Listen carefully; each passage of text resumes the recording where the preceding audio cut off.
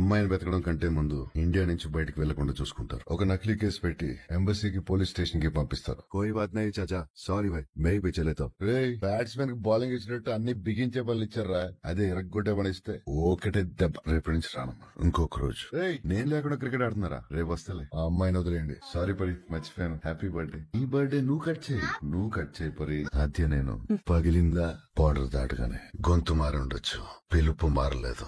అయినా ప్రపంచంలో మా అమ్మ తప్ప నన్ను దేవాన్ని పిలిచేది ఒక్కడే. వరదరాజమన్నారు. అమ్మకి చెప్పొస్తా. అమ్మ, వరదకి పెద్ద పెద్ద గోడలు కట్టేదే భయపడి బయటికి ఎవడిపోతాడని కాదు, లోపలికి ఎవడొస్తాడని.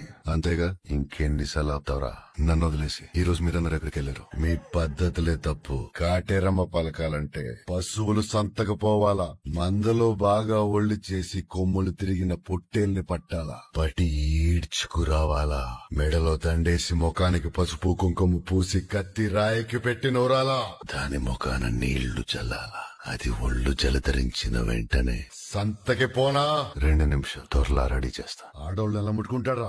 చిన్నపిల్ల. సారీరా, మీ కొడుకుని చంపింది నేను, నన్నేమైనా చేసుకో. వరదాన్ని ముట్టుకోకండి సార్. సార్ వరదాదే తప్పలేదు, అంతా నేనే చేశాను. వాడిని ముట్టుకోకండి సార్. నన్ను కొట్టండి, చంపండి, వరదాన్ని ముట్టుకోకండి సార్. విష్ణు నేను ఈ చేతులతో చంపాను, నన్ను చంపి. దయచేసి వరదాన్ని మాత్రం ముట్టుకోవద్దు. చెప్పాను కదా, ముట్టుకోవద్దని చెప్పాను కదా, ముట్టుకోవద్దని చెప్పాను కదా. ఎవడు వాడిని ముట్టుకోకూడదు. Please, I kindly request. ముట్టుకోవద్దని చెప్పాను కదరా. నువ్వు విన్నావు కదా. నిన్నేనా ముట్టుకుంటాడా? నిన్నెవడూ ముట్టుకోకూడదు. సారీరా. ఓటింగ్ ఎటువైపు పోతుందో మన చేతిలో లేదు, నీ ఓటు ఎటువైపు పోవాలో మన చేతుల్లో ఉంది. వాళ్ళేమనుకుంటున్నారు నాకు అనవసరం. నువ్వు నీ కోసం ఏ నిర్ణయం తీసుకుంటావు అది చెప్పు, చాలు కదా.